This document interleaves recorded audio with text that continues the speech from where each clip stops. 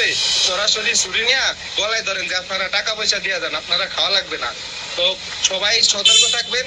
এনারা কিন্তু একটা বাটপারি শুরু করছে, এনারা ব্যবসা শুরু করে নাই। আর সতর্ক থাকবেন এইসব বাটপারদের থেকে, এখানে কেউ খাওয়ার জন্য আসবেন না। আল্লাহ হাফেজ। আসসালামু আলাইকুম সবাইকে। কাচ্চি টাইম খুব ভাইরাল হয়ে গেল ভিডিওটা এবং রেস্টুরেন্টটা। অ্যাকচুয়ালি যারা বিরিয়ানির কথা বলতে চান তাদের উদ্দেশ্য বলছি, তাঁতি বাজারের স্বর্ণের মার্কেটের ওই পাশে আলমদিনা সহকারে 3-4টা কাচ্চি বিরিয়ানির দোকান আছে, ঢাকার মধ্যে স্পেশালিস্ট। এছাড়াও যাত্রাবাড়ি মোড়ও আছে, ঢাকার মধ্যে বিখ্যাত কাচ্চি বিরিয়ানি। আর বাংলাদেশের ঐতিহ্য বিরিয়ানি হচ্ছে বাংলাদেশ ঢাকা পশু হাসপাতালে বঙ্গবাজারের অপোজিট সাইডে হাজি বিরিয়ানি।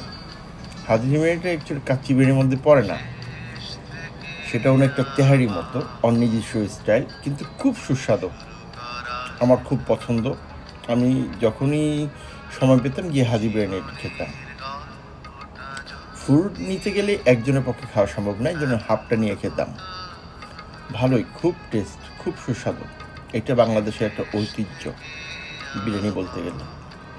কিন্তু মালয়েশিয়াতে আমি বেশ কয়েকটা দোকানে কাচ্চি বিরিয়ানি খেয়েছি।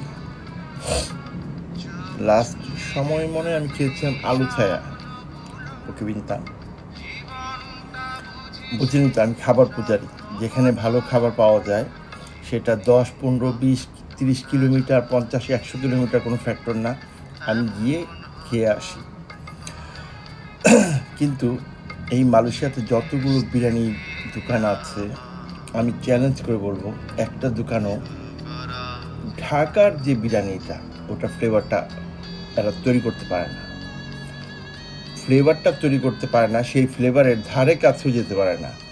এর চেয়ে ভালো আমি তৈরি করতে পারি, এর চেয়ে আমি ভালো রান্না করতে পারি।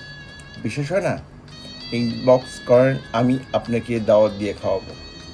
বিরিয়ানি কিভাবে তৈরি করতে হয় আমার কাছ থেকে শিখতে হবে। আমি সাধারণত মালাক্কাতে বছর 2-1বার আমি অনুষ্ঠান করি। আমার মৃত ব্যক্তিদের নামে দোয়া পড়ানো হয়। সেই ক্ষেত্রে আমি নিজের হাতে রান্না করি বিরিয়ানি, এবং মালয়েশিয়ান যে বৃদ্ধ লোকগুলো আসে মসজিদ থেকে, তারা মনে করেন 3-4বার নিয়ে খায় এবং খুবই প্রশংসা করে। এটা নিয়ে আমি গর্ববোধ করি যে আমি ভালো রান্না করতে পারি।